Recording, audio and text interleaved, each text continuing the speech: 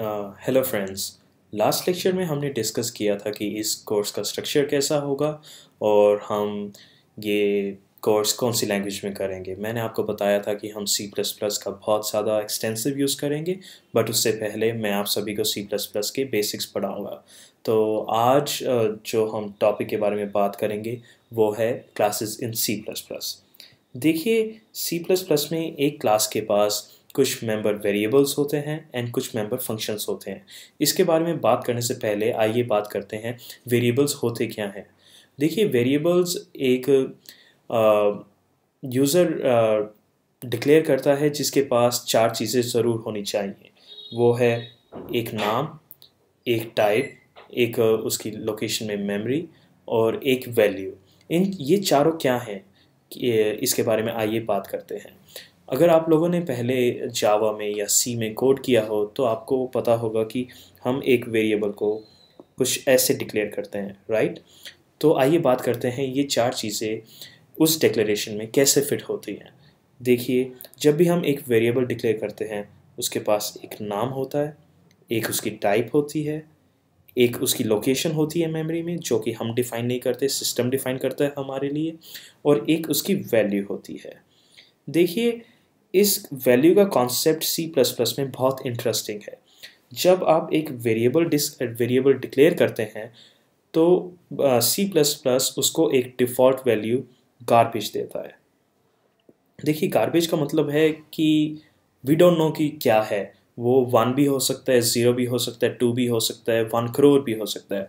So you should never trust the system कि उसकी initial value क्या है। तो गुड प्रोग्रामिंग प्रैक्टिस यही है कि जब भी आप कोई वेरिएबल डिक्लेयर करें तो उसकी एक वैल्यू इनिशियलाइज कर दें। लाइक जब मैंने ये माई फेवो इंट इंटीजर जब डिक्लेयर किया तो मुझे कुछ ऐसा करना चाहिए था। It is just a good programming practice and इससे आपको पता लगेगा कि डीबगिंग में बहुत हेल्प होती है। तो या इसके बारे में हम आगे बात करेंगे। तो ऐसे हम इंटीजर या फिर कोई भी वेरिएबल डिक्लेयर करते हैं सी प्लस प्लस में। जैसे कैरेक्टर को हम ऐसे डिक्लेयर और इनिशियलाइज करते हैं, डबल को हम ऐसे डिक्लेयर और इनिशियलाइज करते हैं। देखिए, ये प्रिमिटिव टाइप्स हैं, ये सारी प्रिमिटिव टाइप्स हैं। Integer, character, double, Boolean. Boolean दो वैल्यू लेता है, सिर्फ ट्रू या फॉल्स। तो देखिए, ये प्रिमिटिव टाइप्स होती हैं, बट सी प्लस प्लस हमें सी प्लस प्लस में एक प्रोविज़न है कि यूज़र अपनी टाइप भी डिफ़ाइन कर सकता है। जैसे कि मैंने ये एक अपनी टाइप डिफ़ाइन की है जिसकी टाइप है स्फीयर। तो हम इसके बारे में बात करेंगे। तो आइए हम अभी तक जो हमने बात की है उसे कंसाइज कर लें। देखिए, क्लासेस में क्या होते हैं। Class is a group of variables and functions जिसे हम इन दोनों को कहते हैं मेंबर्स ऑफ अ क्लास। सो अगर आपसे कोई पूछे कि बताइए मेंबर्स ऑफ अ क्लास होते क्या हैं, so your simple answer should be variables and functions. उसे कुछ लोग member variables and member functions भी कह देते हैं, जो कि बिल्कुल सही है। तो आइए बात करते हैं किसके बारे में, या classes in C plus plus के बारे में। देखिए, एक क्लास के पास हमारे पास दो टाइप की फाइल्स होती हैं सी प्लस प्लस में। एक होती है हेडर फाइल,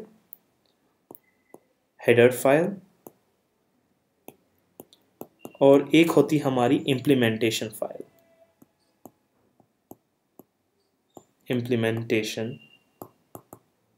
फाइल। तो आइए बात करते हैं ये होता क्या है।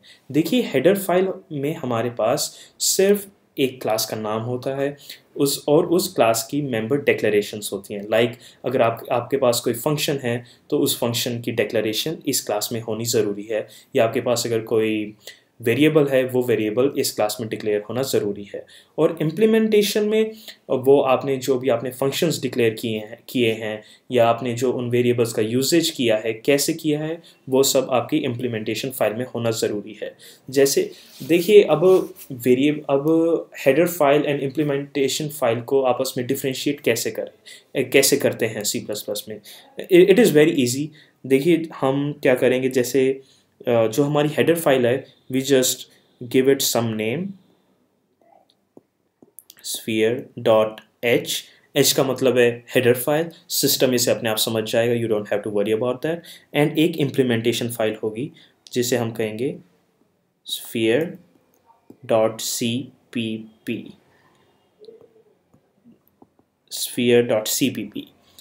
तो देखिए हेडर फाइल में कोई इम्प्लीमेंटेशन नहीं होगी, सारी इम्प्लीमेंटेशन जाएगी हमारी इस फाइल में। तो हम इसके बारे में बात करते हैं। तो देखिए अगर आप हेडर फाइल की बात करें, हेडर फाइल में हमारे पास 2 कीवर्ड ज़रूर होने चाहिए जो कि उस डिक्लेरेशन के स्कोप के बारे में बात करते हैं, जो कि हैं हमारे पब्लिक, एंड फिर इसके बाद कुछ डिक्लेरेशंस होंगी और कुछ होगा हमारा प्राइवेट। इसके बाद कुछ डिक्लेरेशंस होगी। तो आइए बात करते हैं कि ये पब्लिक और प्राइवेट जो स्कोपिंग जो स्कोप को के बारे में ख्याल रखते हैं, ये होता क्या है। देखिए पब्लिक के अंदर जो भी मेंबर फंक्शंस हैं वो कोई भी एक्सेस कर सकता है। जो आपका क्लाइंट है जो कि आपका कोड यूज़ करेगा, उसके पास सारे फंक्शंस होंगे, वो सारे फंक्शंस को देख सकता है, उन्हें यूज़ कर सकता है जो भी इस पब्लिक डोमेन में होगा। बट जो कुछ भी प्राइवेट डोमेन में होगा वो ना देख सकता है ना उन्हें यूज़ कर सकता है। तभी हमारे पास ये स्कोपिंग कीवर्ड्स होते हैं, पब्लिक एंड प्राइवेट। तो आइए बात करते हैं स्फीयर क्लास के बारे में। अब स्फीयर क्लास में देखिए कुछ भी हो सकता है। मैं एक प्राइवेट इंटीजर डिक्लेयर कर सकता हूँ, सपोज इंटीजर कलर, जो कि RGB वैल्यूज़ लेगा, कुछ भी ले सकता है। बट मैं नहीं चाहता कि मेरा क्लाइंट देखे, तभी मैंने वो डिक्लेयर किया प्राइवेट में। तो आगे देखते हैं। Wait a second. सो देखिए अब आप सोचिए, अगर आप सोचते हैं स्फीयर के बारे में, एक स्फीयर के बारे में रियल लाइफ में, तो वो होता क्या है। लाइक एक बॉल हो सकती है या एक फ्रूट हो सकता है। तो इनिशियली देखिए आप उस स्फीयर को कैसे रिप्रेजेंट करना चाहेंगे। ओके, लेट अस एज्यूम कि हम उस स्फीयर को एक रेडियस से रिप्रेजेंट करेंगे, राइट। हम एक ऑब्वियसली एक रेडियस एक स्फीयर का बहुत ही इंटीग्रल पार्ट है। तो आप क्या चाहते हैं कि जो आपकी ये जो क्लास है, जो आप कोड लिख रहे हैं, जब वो क्लाइंट यूज़ करना चाहेगा तो वो इस कोड के साथ क्या क्या कर सकता है। और दूसरे शब्दों में हम ये कह सकते हैं कि उस स्फीयर क्लास की फंक्शनैलिटी क्या क्या होगी।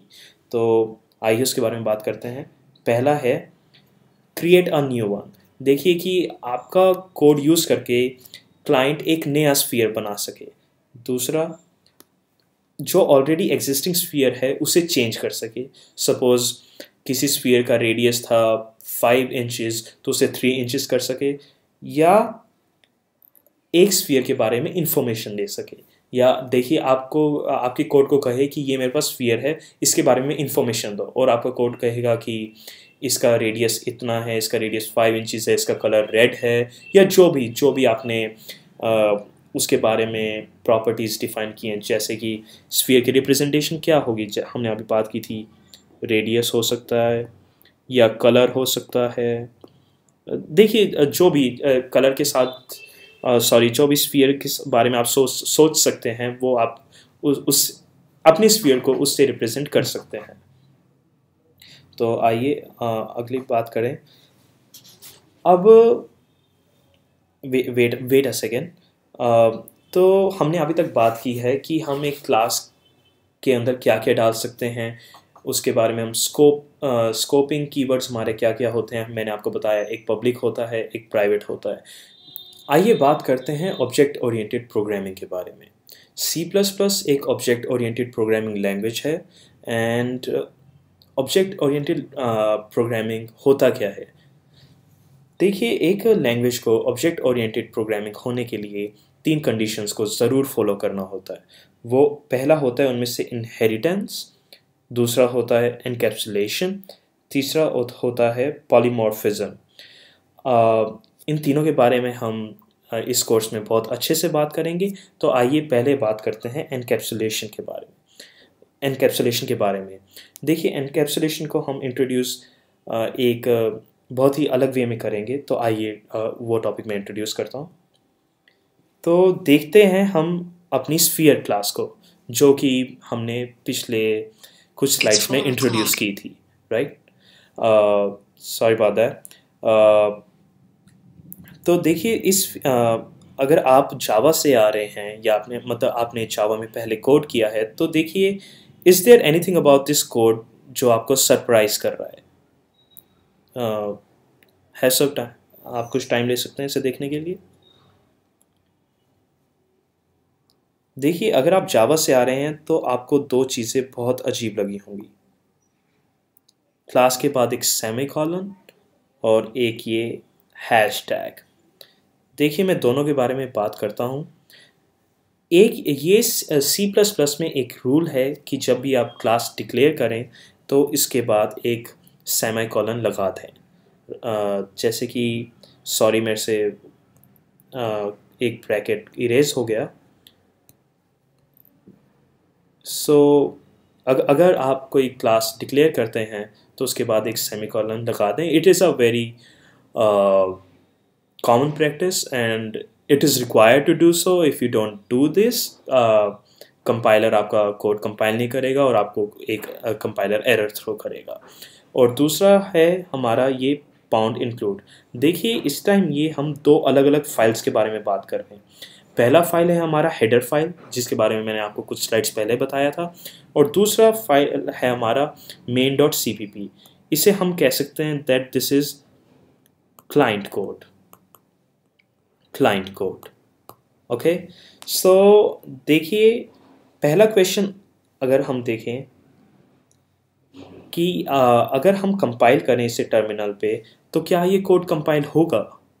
देखिए, हमारी स्फीयर क्लास में कुछ भी नहीं है। मैं अपनी क्लास डिक्लेयर कर रहा हूँ, ब्रैकेट ओपन कर रहा हूँ, ब्रैकेट क्लोज कर रहा हूँ, एंड उसके बाद सेमीकोलन जो कि ज़रूरी है।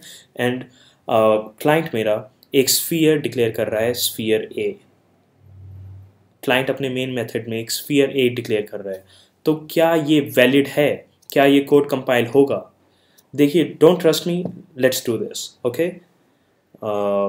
तो देखिए, मैं अपना टर्मिनल खोलता हूँ, जो कि ये मैं मैकबुक यूज़ कर रहा हूँ, तो ये लिनक्स एनवायरनमेंट से है। तो अगर आपको लिनक्स आता है तो you should be pretty familiar with what I am doing right now.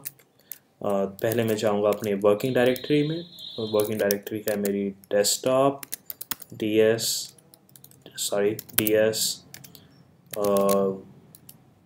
Lectures, फिर मेरा होगा लेक्चर 1। सो देखिए, मेरे पास ये कुछ फाइल्स हैं। तो ये वाला कोड मैंने ऑलरेडी आप सभी के लिए लिखा हुआ है। जैसे आप देखें, ये आप हैबिट बना लें कि ये जो ऊपर वाली 2 लाइन है, if and if my file underscore header define and if, ये एक कॉमन प्रैक्टिस है और ये आपको करना चाहिए। तो इसके बारे में हम बाद में डिस्कस करेंगे। तो देखिए, मेरे पास एक क्लास है स्फीयर, जिसके अंदर मेरे पास कुछ भी नहीं है। देखिए, मेरे पास एंड में एक सेमीकोलन है और एक मेरे पास क्लाइंट कोड है। क्लाइंट कोड मेरा इंक्लूड कर रहा है मेरी हेडर फाइल को। देखिए, हेडर फाइल का नाम है sphere_0.h और ये इसे इंक्लूड कर रहा है। और अपने मेन मेथड में एक स्फीयर एक कॉल कर रहा है एंड उसके बाद रिटर्न कर रहा है। देखिए, रिटर्न एक इंटीजर कर रहा है क्योंकि उसकी टाइप एक इंटीजर है। अगर आप ये नहीं करेंगे, कंपाइलर आपको कोई एरर शो नहीं करेगा, but it is a common practice to do. Okay. So हम बात कर रहे थे कि क्या ये कंपाइल करना वैलिड होगा? क्या ये, अगर हम ये इस तरीके से कंपाइल करें तो क्या ये कोड कंपाइल होगा? तो आइए देखते हैं। अगर मैं करूँ G++ main underscore 0.cpp, देखिए जो कि फाइल का नाम था main_0.cpp, तो क्या ये कंपाइल होगा? देखिए कंपाइल हो रहा है। अगर ये कंपाइल ना हो रहा होता तो ये मुझे कुछ टाइप की किसी भी टाइप की एरर शो करता, बट इसने नहीं की, तो इसका मतलब है कि ये कंपाइल हो रहा है। सो हमारा answer in this case would be yes, it would compile. So अब दूसरा है upon doing this does it run. तो आइए इसके बारे में बात कर लेते हैं। वेट अ सेकेंड, इसके बारे में बात कर लेते हैं। देखिए इस डॉट और स्लैश का मतलब है कि करंट वर्किंग डायरेक्टरी में है हम, और जो भी हमने अभी कंपाइल किया है उसे रन करें। तो देखिए क्या ये रन होगा? देखते हैं a.out, क्या ये रन हुआ? यस, बिल्कुल हुआ, क्योंकि इसने हमें कोई एरर नहीं शो किया और इसने नेक्स्ट उसे एग्जीक्यूट करके नेक्स्ट लाइन पे हमें शिफ्ट कर दिया। तो इसका मतलब होता है कि यस, ये रन हुआ। तो मेन क्वेश्चन जो आता है कि इस कोड ने किया क्या? ऑब्वियस आंसर कुछ भी नहीं, क्योंकि हमने कोई कोड भी तो नहीं लिखा। हमने कोई इधर भी कोई हमने कोड नहीं लिखा, हमने कोई इसकी फंक्शनैलिटी नहीं लिखी, हमने कोई मेंबर फंक्शंस नहीं डिक्लेयर किए, कोई मेंबर वेरिएबल्स नहीं डिक्लेयर किए, और जो हमने किया बस एक हमारे क्लाइंट ने एक स्फीयर को डिक्लेयर किया, उसके अलावा कुछ नहीं किया। तभी is it doing anything interesting? No. तो आइए कुछ इंटरेस्टिंग करके देखते हैं। अब देखिए मेरे पास वही है, मेरे पास एक क्लास है जिसमें इस बार मेरे पास एक मेंबर वेरिएबल है जो कि एक डबल टाइप का है और जिसका नाम द रेडियस है। एक स्फीयर का रेडियस होता ही है, तभी it is a very obvious variable to declare. And हमारे पास एक क्लाइंट कोड है main.cpp जो कि हमारी फाइल इंक्लूड कर रहा है और हमारे एक यूज़र डिफाइंड टाइप को डिक्लेयर कर रहा है, और उसके साथ कुछ फंक्शनैलिटीज़ परफॉर्म कर रहा है। तो ये सब देखने से पहले आप मेरे को ये बताइए कि is there anything about this code जो आपको सरप्राइज कर रहा है? देखिए मेरे ख्याल से आपको ये लाइन और ये लाइन सरप्राइज करनी चाहिए if you are new to C++। Yes of course, ये वाली लाइन भी। तो आइए इसके बारे में बात करते हैं।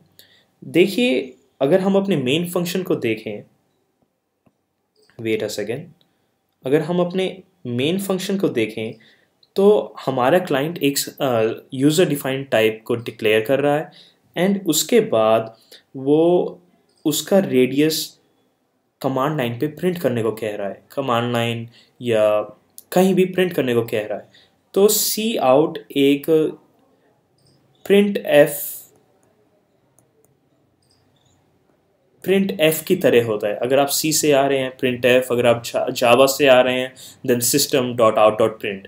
ये सी आउट उसके कॉरस्पॉन्डिंग कमांड है C++ लाइब्रेरी में, और उस लाइब्रेरी को हम इंक्लूड करते हैं यूजिंग दिस। IO स्ट्रीम का मतलब होता है इनपुट आउटपुट स्ट्रीम, तो इसमें हम सी आउट जो कि एक आउटपुट फंक्शन है उसे यूज़ कर रहे हैं। तो हमें ये वाली लाइन लिखना बहुत ही रिक्वायर्ड है। और देखिए यूजिंग हम ये लाइन लिखना हमें बहुत ज़रूरी तो नहीं है, बट हमें लिखना चाहिए, क्योंकि अगर हम ये नहीं लिखते यूजिंग namespace.std तो हमें जहाँ भी हम सी आउट लिख रहे हैं हमें ऐसा लिखना होता, देखो std::c out। बट हम बार बार std::c out नहीं लिखना चाहते, तो हम कंप्यूटर को बता देते हैं कि we are including IO stream and we are using namespace std। std का मतलब है स्टैंडर्ड।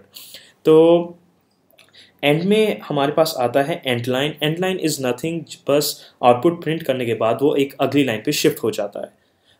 तो फिर इस कोड में हमने देखा कि एक हमारे पास एक नया लाइन है इंक्लूड आईओ स्ट्रीम, दूसरा नया लाइन है using name space STD, and इसके बाद हमारे पास एक वेरिएबल है, it is not like previous code जो हमने लिखा था। तो देखते हैं, अब इन क्वेश्चंस को थोड़ा एड्रेस करते हैं। आइए कि जब हम कंपाइल करें तो क्या ये कोड कंपाइल होगा, आइए करके देखते हैं। मैंने ऑलरेडी आप लोगों के लिए कोड लिखा हुआ है। देखिए ये 2 lines if and deaf and define जो मैंने आपको बताया था कि ये लिखनी चाहिए, एंड एंड में हैशटैग एंड इफ, ये एक अच्छी प्रैक्टिस है और लिखना चाहिए, रिक्वायर्ड भी है। देखिए हमारी क्लास में इस टाइम कुछ भी नहीं है। इस टाइम हमारे पास एक क्लास है स्फीयर और एक हमने उसमें वेरिएबल बनाया है डबल द रेडियस।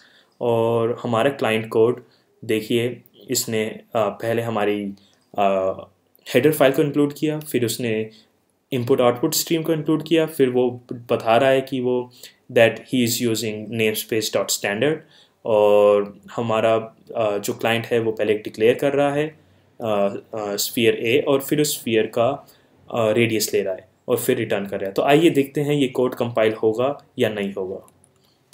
तो हमने किया g++ main_1.cpp, ये जो मेरे क्लाइंट कोड का नाम था।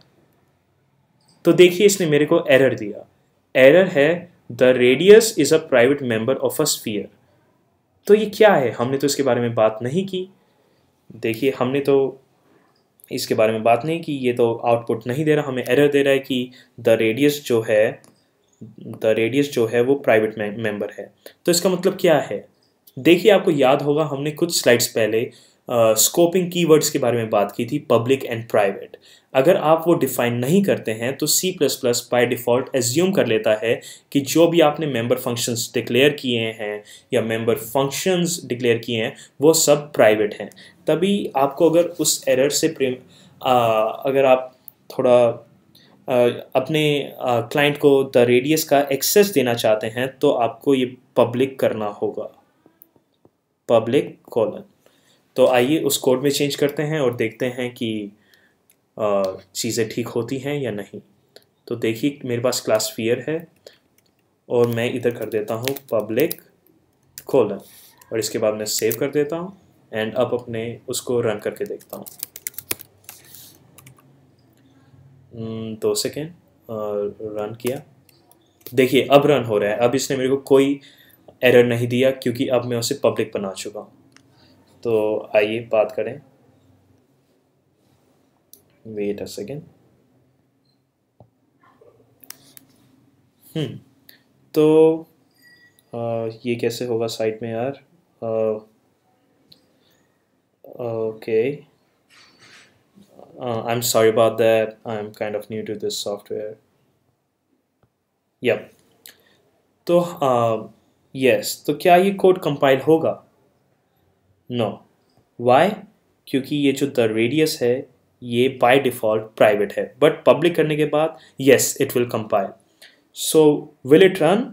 if it will compile in this case after making it public, yes it will run, but अगर ये कंपाइल नहीं हो रहा है तो ये रन नहीं होगा। देखिए जब कोई कोड कंपाइल नहीं होता तो उसे रन करना इम्पॉसिबल है। तो अब देखें, in C++ class members by default are private। देखिए by default प्राइवेट है, ये भी वही बात कह रहा है। अब क्वेश्चन है कि हम अपनी जो रिप्रेजेंटेशन है क्लाइंट से क्यों छुपाना चाहते हैं। देखिए मैं अपने स्फीयर को हो सकता था डायमीटर से रिप्रेजेंट करूं, हो सकता था मैं इसे किसी और चीज़ से रिप्रेजेंट करूं। तो मैं अपने कभी सिचुएशंस ऐसी आती हैं कि मैं क्लाइंट को हर चीज़ नहीं बताना चाहता कि मैं कैसे उसे रिप्रेजेंट कर रहा हूँ, कैसे उसको मैनिपुलेट कर रहा हूँ। तभी कुछ चीज़ें क्लाइंट को बताना ठीक रहता है, कुछ चीज़ें छुपाना ठीक रहता है, because in the end computer science में we all want to make money, right. तो इसे ही हम एग्जैक्टली कहते हैं एनकैप्सुलेशन। देखिए मैंने आपको क्या कहा था कि एनकैप्सुलेशन को हमें पिक्चर में लाने का बहुत ही लंबा तरीका है। तो यही तरीका है कि आप क्लाइंट को हर चीज़ नहीं देते, आप उससे कुछ चीज़ें छुपाते हो। लाइक आप कार ड्राइव करते हैं, आप अपनी की उसमें डालते हैं, होल में डालते हैं, and then you ignite the engine. वो प्रोसेस कैसा हो रहा है वो आपको जानने की ज़रूरत नहीं है। अगर अगर देखिए जो लोग पढ़े लिखे ज़्यादा नहीं होते, जिन्हें उसके पीछे ऑटोमोबाइल इंजीनियरिंग क्या चल रही है इसके बारे में नहीं पता, वो भी गाड़ी ड्राइव कर पाते हैं। That is exactly the purpose of encapsulation.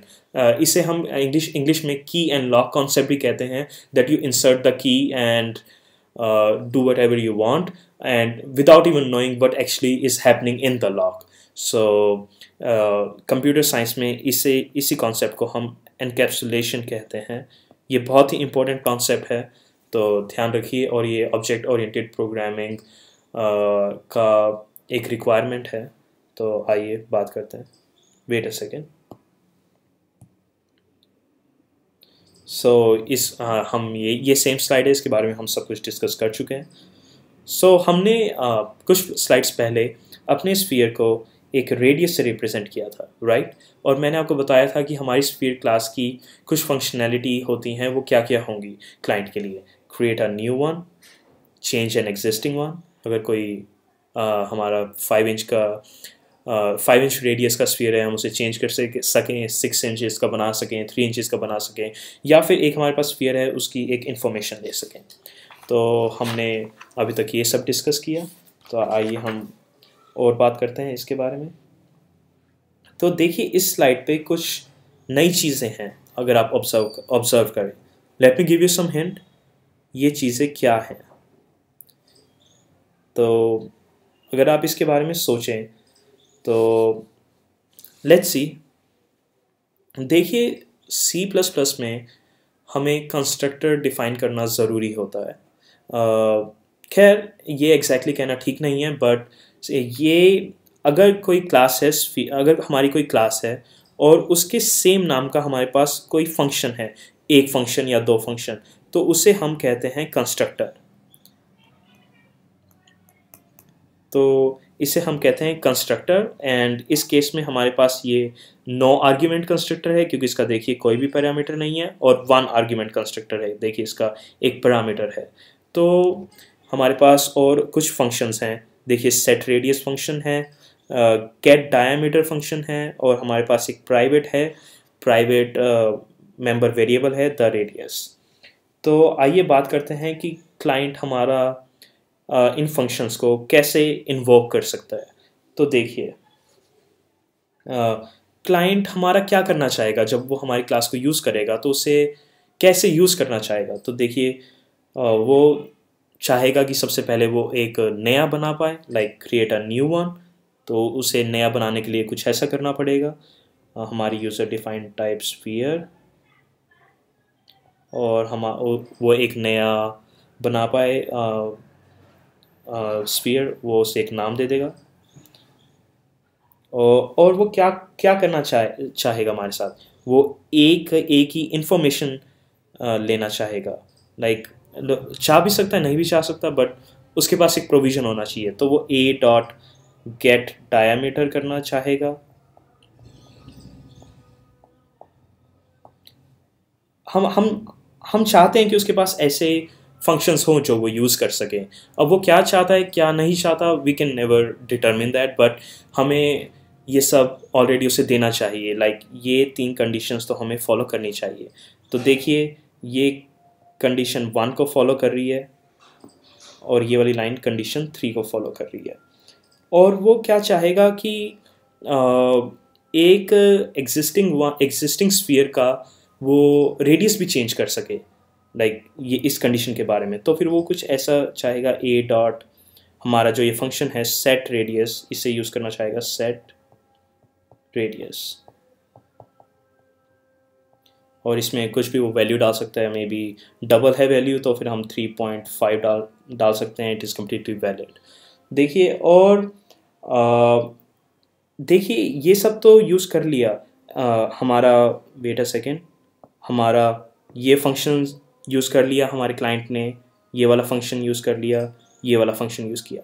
तो अभी तक कौन सा फंक्शन यूज़ नहीं किया, देखिए वो उसने अभी तक ये वाला फंक्शन यूज़ नहीं किया। तो इस फंक्शन को कैसे यूज़ करें? देखिए, इस फंक्शन को यूज़ करने के लिए वो ऐसा कुछ कर सकता है। वो एक डिक्लेयर कर सकता है स्फीयर स्फीयर नाम का वेरिएबल डिक्लेयर कर सकता है। हम उसे कॉल करते हैं बी, और वो कुछ ऐसा कर सकता है, इसके अंदर ही वैल्यू डाल सकता है, सपोज 4। तो हमें एक कंस्ट्रक्टर डिफाइन करना होगा, क्योंकि हमने इसे कहा है कि हमारे पास ऐसा कंस्ट्रक्टर, वन आर्ग्यूमेंट कंस्ट्रक्टर है। हमने क्लाइंट को कहा है कि हाँ देखिए, हमने एक कंस्ट्रक्टर बनाया है जिसमें आप डायरेक्टली वैल्यू डालें, तो वो उसके साथ उस वैल्यू को अपने आप मैनिपुलेट कर लेगा और जो आप चाहते हैं हो जाएगा। तो अब वो क्या करेगा उसके बारे में हम बात करते हैं। आइए, गिव मी अ सेकेंड।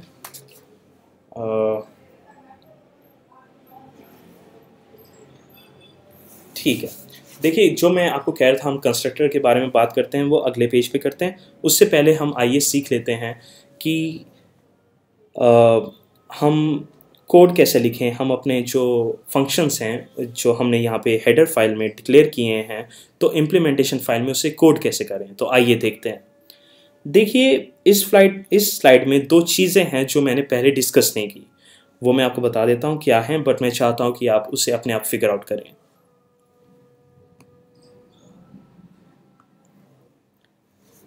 देखिए, मैंने कभी इस कीवर्ड के बारे में पहले बात नहीं की, और पहले इस फॉर्मेट के बारे में बात नहीं की।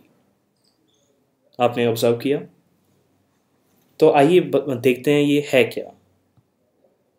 देखिए, कॉन्स्ट कीवर्ड के बारे में पहले बात नहीं हुई है, और ये डबल कॉलन जैसी चीज़ के बारे में बात नहीं हुई है। तो देखिए, कॉन्स्ट मैंने किसी और फंक्शन के साथ नहीं लिखा है, मैंने सिर्फ गेट डायमीटर के साथ लिखा है। तो आखिर करता क्या है कॉन्स्ट? तो ये जानने के लिए पहले देखते हैं कि गेट डायमीटर से हमारे क्लाइंट को क्या फीलिंग आती है। जब वो पढ़ता है कि देखिए, आपने अपनी हेडर फाइल में एक फंक्शन डिक्लेयर किया है, public member function get diameter, तो हमें ये क्या फीलिंग देता है, ये क्या करता होगा?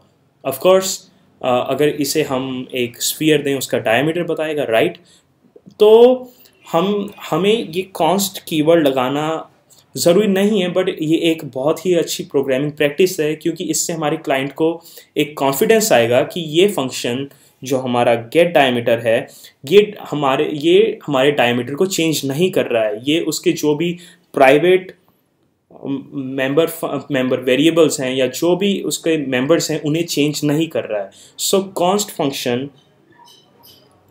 Const is a promise that it will not change any data members of this class. वो कुछ भी चेंज नहीं करेगा।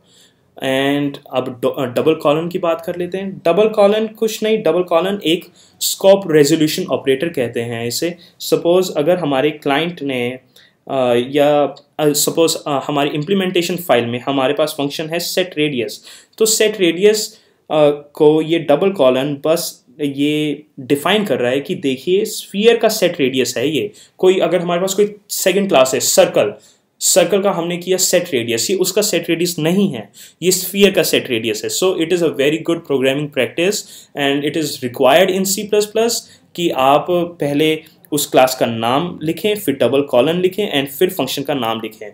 इससे बस कंपाइलर को कॉन्फिडेंस आ जाता है कि आप सेट रेडियस, स्फीयर के सेट रेडियस की बात कर रहे हैं, ना कि किसी और क्लास के। तो आइए बात कर लेते हैं हम, सॉरी अबाउट दैट। तो आइए हम इनको कोड करते हैं। तो देखिए, सेट रेडियस कंस्ट्रक्टर्स की अगले पेज पे बात करेंगे, बट अभी बात करते हैं कि ये जो हमारा फंक्शन हमने डिफाइन किया अपनी हेडर फाइल में सेट रेडियस, इसे हम कैसे करें। देखिए, सेट रेडियस में एक आर्ग्यूमेंट है न्यू रेडियस। तो बताइए हम कैसे कर पाएंगे। देखिए, बहुत आसान है। हमारे पास एक डेटा मेंबर वेरिएबल है the radius, private member variable, और प्राइवेट मेंबर वेरिएबल क्लाइंट के लिए प्राइवेट है, बट मेरी खुद की इम्प्लीमेंटेशन के लिए वो एक्सेसिबल है। अगर ये हेडर फाइल है, सपोज sphere .h, और ये है मेरी sphere .cpp, देखिए वो ये जो है वो ये हमारा जो the radius private member variable है वो तो द स्फीयर क्लास के लिए तो एक्सेसिबल है, बट सपोज हमारी कोई मेन फाइल क्लाइंट कोड है, suppose main dot C P P, इसके लिए वो प्राइवेट है, बट इसके लिए वो एक्सेसिबल है, तो ये एक्सेस नहीं कर सकता और ये एक्सेस कर सकता है। तो देखिए सेट रेडियस क्या करेगा। सेट रेडियस हमारे प्राइवेट मेंबर वेरिएबल है जो हमारा द रेडियस उसे न्यू रेडियस की वैल्यू से इनिशियलाइज कर देगा। एंड या दैट्स इट। देखिए हमने एक अपने उसको क्लाइंट को हमने एक कोड भी दे दिया कि चाहे अगर वो चाहे तो रेडियस सेट कर सकता है, और हमने साइड बाय साइड हमने उसे एक्सेस भी नहीं दिया अपने प्राइवेट मेंबर वेरिएबल का। उसे नहीं पता कि वो डायमीटर था, रेडियस था, क्या था, बट देखिए हम वो जो चाहता था हमने वो काम कर लिया। अब देखिए अगर वो चाहे अगर अब हम इस फंक्शन की बात करते हैं, गेट डायमीटर। देखिए गेट डायमीटर कैसे इंप्लीमेंट होगा आप मेरे को बताइए, ये आप कोड खुद लिखिए, मैं चाहूंगा कि आप ये खुद लिखें।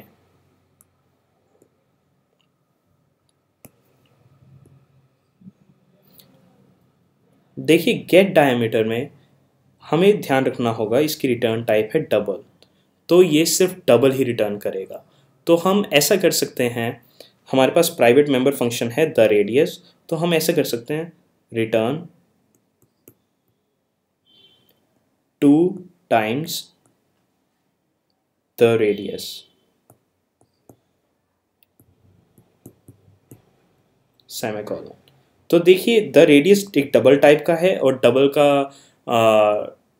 को अगर हम 2 से मल्टीप्लाई करें या किसी भी नंबर से मल्टीप्लाई करें डबल ही रहेगा। तो देखिए so it respects the signature of the function, and उसने जो काम करना था the radius get diameter, and get diameter देना था, देखिए उसने हमें डायमीटर भी दे दिया। Diameter is the twice of the radius, so या हमारा काम हो रहा है। तो कंस्ट्रक्टर्स की बात करने से पहले मैं चाहूँगा कि आप ये 4 टास्क परफॉर्म करें जो आपकी एग्जिस्टिंग क्लास है। ये आपकी है स्फीयर डॉट एच जो हेडर फाइल है, और दूसरी है आपकी sphere dot C P P. तो पहले अगेन इसका आप कोड लिखें जो हमने पिछली स्लाइड पे लिखा था। इसका हमने क्या किया था, इसका हमने किया था द रेडियस को हमने न्यू रेडियस से इक्वेट किया था, और इसमें हमने रिटर्न किया था, क्या रिटर्न किया था हमने, twice the size of the radius. So ये सब तो हमने पिछली स्लाइड पे किया था। तो तो ये 4 टास्क आप इस मेन फाइल जो ये क्लाइंट कोड है जिसे हम main dot C P P कह रहे हैं इस लेक्चर में, तो आप कोड लिखिए।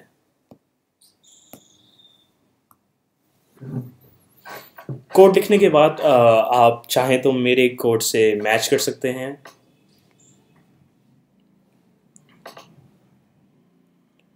पहला टास्क है हमारा declare a default sphere. So let's declare a default sphere.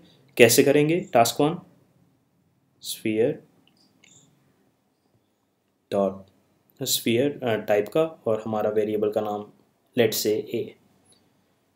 और दूसरा टास्क है हमारा declare a sphere whose radius is 3.5। तो हम अपने हेडर फाइल को देखेंगे।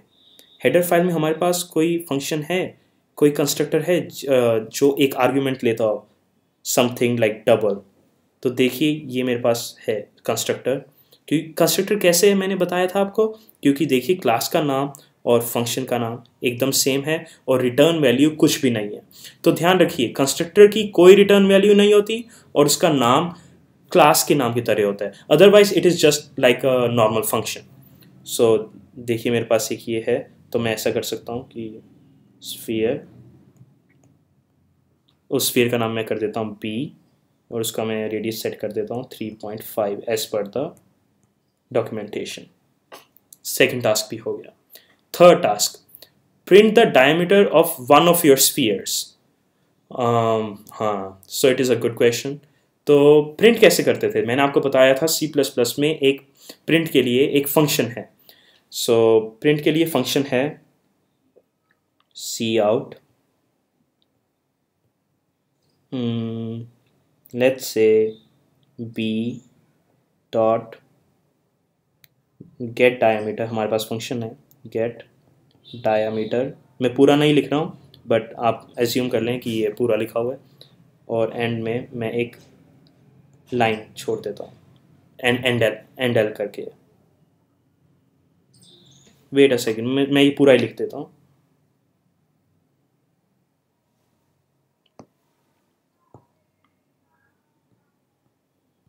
And L.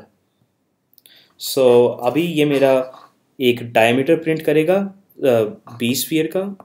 अभी ये मेरे बी स्फीयर का डायमीटर प्रिंट करेगा और उसके बाद एक लाइन छोड़ देगा। तो आपको क्या लगता है ये क्या प्रिंट करेगा? देखिए, ये प्रिंट करेगा 3.5 का जो हमने सेट किया था रेडियस, उसका डबल, क्योंकि डायमीटर हमने डिफाइन किया get diameter will print twice the size of radius. So हमारा थर्ड टास्क भी हो गया। फोर्थ टास्क क्या है हमारा? Change the radius of other sphere to be the size of your head. So yeah, definitely it is a funny question. So let us assume that हमारे जो head का जो रेडियस है इट इज़ लाइक 3 इंचेस। मैं नहीं जानता exactly 3 होता है क्या होता है, बट या हमारा हेड स्फीयर भी नहीं होता एकदम। तो let's say 3। So change the radius of other sphere. देखिए अदर स्फीयर ए, तो हम क्या कर सकते हैं? A, I am sorry for the bad handwriting, A dot set radius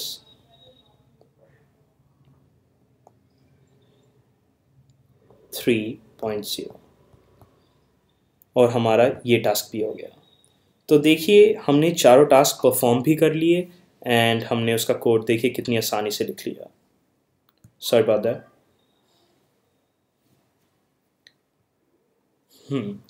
तो अब हमने इस स्लाइड पे क्या सीखा? इस स्लाइड पे हमने फंक्शंस को कैसे वो करते हैं, फंक्शंस को हम कैसे इम्प्लीमेंट करते हैं .cpp फाइल में, वो सीखा हमने। हेडर फाइल में उसे कैसे डिक्लेयर करते हैं वो सीखा हमने। ये हमारे जो स्कोपिंग कीवर्ड्स थे पब्लिक प्राइवेट, उसके बारे में जाना। एंड या दैट्स इट। तो अब हम बात करते हैं कंस्ट्रक्टर्स की, जो मैं पिछली दो स्लाइड से डिले कर रहा हूँ। सॉरी अबाउट दैट, बट मुझे लगा कि आपको पहले जानना चाहिए कि नॉर्मल फंक्शंस को कैसे इम्प्लीमेंट करते हैं, उसके बाद हम कंस्ट्रक्टर्स की बात करें। तो आइए। सो देखिए कंस्ट्रक्टर के 3 पॉइंट होते हैं जो ज़रूर ध्यान में रखने चाहिए। कि एक तो पहली बात, कंस्ट्रक्टर हमारे लिए नहीं होता, कंस्ट्रक्टर सिस्टम के लिए होता है। कि जब भी हम उस टाइप का वेरिएबल डिक्लेयर करें तो हमारा सिस्टम उस कंस्ट्रक्टर को कॉल कर ले और उससे इम्प्लीमेंट कर दे। तो अगर आपसे कोई पूछे कि कंस्ट्रक्टर हम एक्चुअली लिखते किसके लिए हैं, तो आंसर ये नहीं है कि हम क्लाइंट के लिए लिखते हैं, आंसर ये नहीं है कि ये हम अपने लिए लिखते हैं। कंस्ट्रक्टर हम सिस्टम के लिए लिखते हैं, क्योंकि सिस्टम नहीं जानता कि स्फीयर होता क्या है, स्फीयर दिखता कैसा है, राइट। तो हमें बताना पड़ेगा, एक कंस्ट्रक्टर लिखना पड़ेगा सिस्टम के लिए कि जब भी हमारा क्लाइंट और हम स्फीयर कॉल करें, जैसे हमने पहली स्लाइड में स्फीयर ए कॉल किया था, तो हमारा सिस्टम इस कंस्ट्रक्टर को देखे और उससे कॉल कर ले और उसे इम्प्लीमेंट कर दे।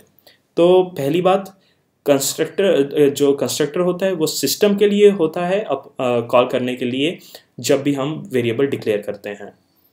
दूसरा पॉइंट, अगर आप कोई भी कंस्ट्रक्टर नहीं लिखते C++ में, तो C++ कंपाइलर आपको एक देता है, एक डिफ़ॉल्ट कंस्ट्रक्टर देता है जिसके अंदर ऑफ कोर्स गार्बेज वैल्यू ही होती है, बट आपको मिलता है। बट अगर आप एक भी लिख देते हैं कंस्ट्रक्टर तो आपको कोई भी नहीं मिलता। अगर आप एक 1 आर्ग्यूमेंट कंस्ट्रक्टर लिख देते हैं जो कि सिर्फ एक पैरामीटर ले रहा था, जैसे पहले वाले एग्जांपल में अगर आप ये वाला कंस्ट्रक्टर लिख देते हैं तो ये वाला आपको कंस्ट्रक्टर नहीं मिलेगा, ध्यान रखिए। तभी जब भी आप लिखें कंस्ट्रक्टर को अपने आप डिफाइन करें तो आपको सारे कंस्ट्रक्टर्स डिफाइन करने होंगे, ध्यान रखिए। ओके, तो आइए बात करते हैं कंस्ट्रक्टर्स की। Wait a second. तो कंस्ट्रक्टर के बारे में 3 पॉइंट हैं। पहला कि वो हमारे लिए नहीं, सिस्टम के लिए होता है इन्वोक करने के लिए जब भी हम वेरिएबल डिक्लेयर करते हैं। दूसरा, अगर हम कंस्ट्रक्टर कोई नहीं बनाते तो सिस्टम हमें एक C++ कंपाइलर हमें एक देता है, बट अगर हम एक भी बनाते हैं तो हमें कोई भी नहीं मिलता। ओके, तो पहली बात, हम कंस्ट्रक्टर को इन्वोक कैसे करें? बहुत आसान है। जो ये हमारा जो क्लाइंट कोड है, क्लाइंट कोड, उसे बस उस वेरिएबल नाम का, और सॉरी उस वेरिएबल टाइप का, उस टाइप का वेरिएबल डिक्लेयर करना होगा एंड सिस्टम अपने आप कंस्ट्रक्टर कॉल कर लेगा। तो अगर मैं कुछ ऐसा करता हूँ, स्फीयर ए, तो इस कॉल ने अपने आप नो आर्ग्यूमेंट वाला कंस्ट्रक्टर कॉल कर लिया है। अभी मैंने उसमें कुछ लिखा नहीं है, बट इसने अपने आप कॉल कर लिया। अब देखिए, अगर मेरा क्लाइंट कुछ ऐसा कंस्ट्रक्टर कॉल करता है, सपोज स्फीयर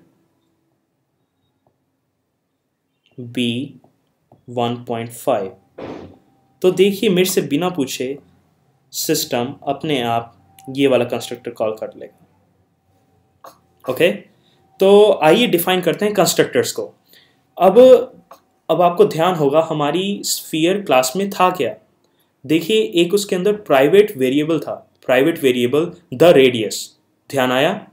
तो जब भी हमारा स्फीयर, जब भी कोई डिक्लेयर करे स्फीयर, तो हम क्या चाहते हैं, तो क्या हो, तो हम लेट्स से हम चाहते हैं कि बाय डिफ़ॉल्ट हमारे स्फीयर्स का साइज हो 1।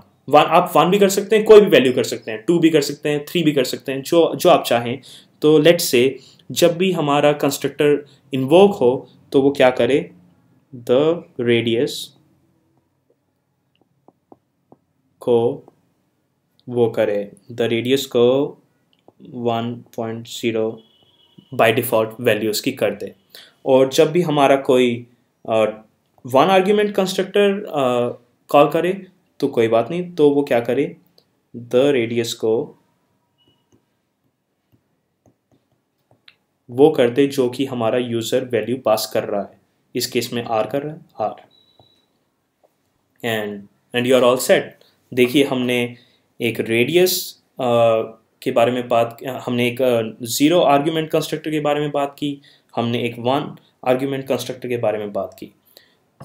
सो यही था कंस्ट्रक्टर्स के बारे में। बहुत आसान चीज़ है, कुछ ही पॉइंट्स हैं उसके बारे में ध्यान रखने के लिए, जैसे कि कंस्ट्रक्टर हम कैसे आइडेंटिफाई करें, उसका नाम क्लास के नाम वाला ही होता है, उसकी कोई रिटर्न टाइप नहीं होती है, वो आर्ग्यूमेंट नहीं भी ले सकता, आर्ग्यूमेंट ले भी सकता है। एंड अगर आप एक कंस्ट्रक्टर लिखते हैं तो आपको कोई भी सिस्टम नहीं देता, बट अगर आप कोई भी नहीं लिखते तो आपको सिस्टम एक ज़रूर प्रोवाइड करता है, और वो एक डिफ़ॉल्ट कंस्ट्रक्टर होता है। You can not rely upon it, but वो मिलता है।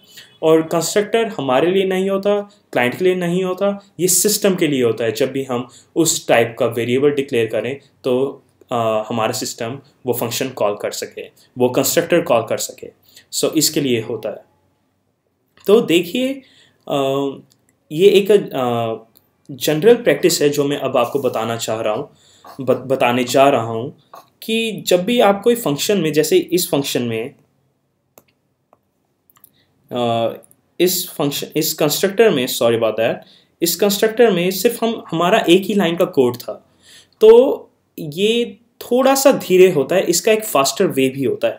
आप रियल वर्ल्ड प्रोग्रामिंग एनवायरनमेंट में देखेंगे कि बहुत ज़्यादा ऐसा किया जाता है। मैं आपको करके बताता हूँ।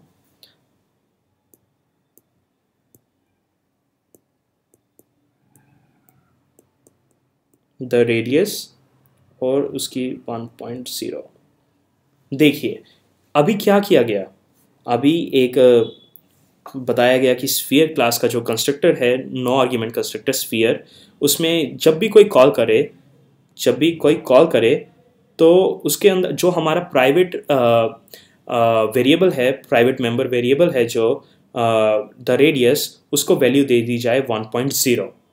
तो ये वाला जो है हमारा, ये वाला तरीका, ये पुराने वाले तरीके से थोड़ा फास्ट है। तो आप ऐसा कर सकते हैं, बट ज़रूरी नहीं है। अगर आप नहीं चाहें तो मत करें, ये भी ठीक है। बट मैं बस आपको फेमिलियराइज करना चाहता था कि ऐसा भी कुछ है रियल वर्ल्ड प्रोग्रामिंग एनवायरनमेंट में। सो देखते हैं आगे। सो देखिए अभी तक हमने क्या बात की। अभी तक हमने बात की कि हमारी एक हेडर फाइल होती है,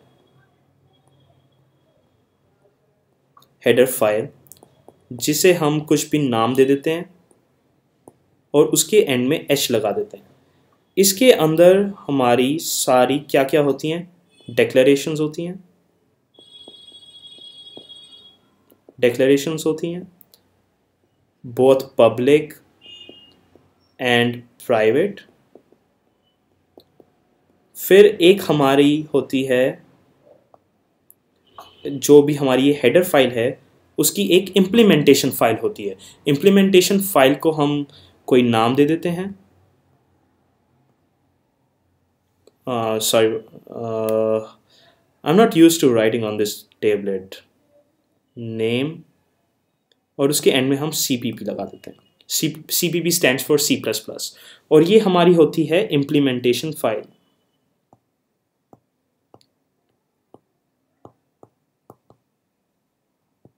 इम्प्लीमेंटेशन फाइल, इसके अंदर हम करते क्या हैं, इसके अंदर जो भी हमारे यहाँ पे फंक्शंस डिक्लेयर किए गए हैं उनकी इम्प्लीमेंटेशन यहाँ पे स्टोर होती है, उसकी इम्प्लीमेंटेशन यहाँ पे स्टोर होती है।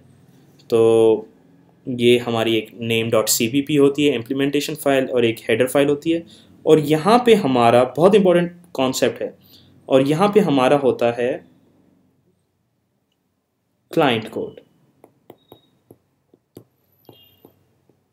क्लाइंट कोड कुछ भी हो सकता है, क्लाइंट कोड main.cpp भी हो सकता है, sports.cpp भी हो सकता है। आप अपना नाम डाल दें, कुछ भी करें, xyz.cpp भी हो सकता है। एंड देखिए एनकैप्सुलेशन की बात हो रही थी। एनकैप्सुलेशन एग्जैक्टली है क्या, एनकैप्सुलेशन के बारे में बात करते हैं। Encapsulation, wait a second, encapsulation हमारे क्लाइंट को ये सब तो देखने देता है, लाइक वो हमारा क्लाइंट ये सब तो देख सकता है, बट ये सब नहीं देख पाता। Like how we are implementing this, client ये नहीं देख पाता। तो जो हमारा ये क्लाइंट है वो ये सब ज़रूर देख सकता है, बट ये सब, सॉरी अबाउट दैट, ये सब नहीं देख सकता। वो इसलिए नहीं देख सकता क्योंकि हमने उसे एक अलग फाइल में बनाया हुआ है, और हम चाहते भी नहीं कि हमारा क्लाइंट देखे। और यही एक सेलिंग पॉइंट है कंप्यूटर साइंस का, कि सपोज अगर कोई कंपनी हमें कहती है कि प्लीज़ आप कुछ फंक्शंस की ऐसी लाइब्रेरी लिखें जो ये काम करती हो, तो आप लिख देंगे, बट आप ये नहीं चाहेंगे कि उससे पता हो कि हम ये कैसे कर रहे हैं, क्योंकि इन दी एंड आप भी पैसा कमाना चाहते हैं, and they are all sort of stuff. और अगर आप दे भी दें तो क्लाइंट कहेगा देखो यार ये मेरे को जानने की ज़रूरत नहीं है, तो क्लाइंट भी उस चीज़ को ज़्यादा अप्रिशिएट नहीं करेगा। तो so this is what we call encapsulation, या फिर आप इसे नॉर्मल इंग्लिश में हम इसे की लॉक कॉन्सेप्ट भी कहते हैं, या फिर एक ये ब्लैक बॉक्स कॉन्सेप्ट भी कहते हैं कुछ लोग। जैसे हम टीवी ऑन करते हैं, अब टीवी ऑन करते हैं, उसके अंदर कुछ स्पार्क जनरेट होती है जो कि सर्किट को इस तरीके से डाइवर्ट कर देती है कि आपका टीवी ऑन हो जाता है। तो जो यूज़र है उसे ये जानने की ज़रूरत नहीं है कि जब वो टीवी ऑन कर रहा है उसके अंदर क्या हो रहा है, तो वो बस जानना चाहता है कि जब ये ऑन होए तो क्या टीवी ऑन होएगा, जो कि यस। तो इसे हम ब्लैक बॉक्स कॉन्सेप्ट भी कहते हैं, की एंड लॉग भी कहते हैं, और कंप्यूटर साइंस में हम इसे एनकैप्सुलेशन भी कहते हैं। सो आज हमने पढ़ा, वेट अ सेकेंड, आज हमने पढ़ा एनकैप्सुलेशन के बारे में। तो मैंने ये लेक्चर के बीच में आपको बताया था कि C++ एक ऑब्जेक्ट ओरिएंटेड प्रोग्रामिंग है। ऑब्जेक्ट ओरिएंटेड प्रोग्रामिंग होने के लिए उसके तीन पार्ट्स, उसे तीन प्रॉपर्टीज़ को फुलफ़िल करना चाहिए, करना मस्ट है: इनहेरिटेंस, एनकैप्सुलेशन और पॉलीमॉर्फिज्म। और आज हमने बात की एनकैप्सुलेशन के बारे में। सो एनकैप्सुलेशन के देखिए, एनकैप्सुलेशन दो चीज़ों से हम इंश्योर कर सकते हैं कि हो रही है। पहला, data reflects the structure of implementation is private. जो डेटा उस स्ट्रक्चर को इम्प्लीमेंट कर रहा है वो प्राइवेट में हो। जैसे कि जो अभी आपने देखा, हमने sphere.h बनाई थी, जो हमने स्फीयर क्लास बनाई थी, उसके हेडर फाइल में हमने जो द रेडियस वेरिएबल था जो कि उस स्फीयर की इम्प्लीमेंटेशन को दिखा रहा था, वो हमने देखिए प्राइवेट में रखा था, वो हमने क्लाइंट को नहीं दिखाया था। और दूसरा है हमारा जो भी हमारे क्लास मेंबर फंक्शंस हैं, जो उसकी इम्प्लीमेंटेशन है वो एक दूसरी फाइल में होगी। जो हमारी sphere.h थी उसके अंदर जो फंक्शंस थे उसकी सारी इम्प्लीमेंटेशन हमने sphere.cpp में डिफाइन की थी, जो कि एक इम्प्लीमेंटेशन फाइल थी और क्लाइंट उसे नहीं देख सकता था। सो अगर हम हमारा कोई अगर जो वेरिएबल है या ग्रुप ऑफ वेरिएबल या ग्रुप ऑफ फंक्शंस है जो कि उस क्लास की इम्प्लीमेंटेशन को बता रहा है, उसे हमें प्राइवेट में रखना होगा। और दूसरा, जो हमारे नॉर्मल क्लास मेंबर फंक्शंस हैं उसकी इम्प्लीमेंटेशन भी प्राइवेट में रखनी होगी। अगर हम ये दो प्रॉपर्टीज़ को फुलफ़िल कर रहे हैं तो वो हमारी एनकैप्सुलेशन की डेफिनेशन को फुलफ़िल कर रहा है। So that's all about encapsulation and classes in C++।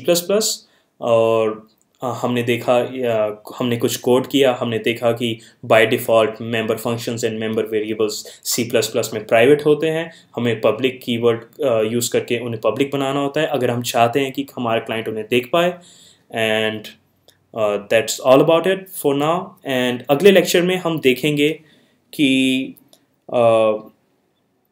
अगले लेक्चर में हम कुछ मेमोरी और पॉइंटर्स वगैरह के बारे में पढ़ेंगे। तो उसके लिए देखिए, जब भी हम कोई कंप्यूटर ख़रीदने जाते हैं, सपोज़ आप मैक ख़रीदने गए तो या फिर आपका कोई डेल का लैपटॉप है या कुछ भी, तो वो आपसे हमेशा पूछते हैं कि आप रैम कितनी लेना चाहोगे। वो रैम इसी के बारे में बात कर रहे होते हैं कि आप अपनी मेमोरी कितनी लेना चाहते हो। मेमोरी वो नहीं हार्ड डिस्क वाली, वो वाली कि जो हमारी पॉइंटर्स वाली मेमोरी है। चलिए इसके बारे में अगली बार बात करेंगे कि वो रैम होता क्या है। तो ठीक है, बाय।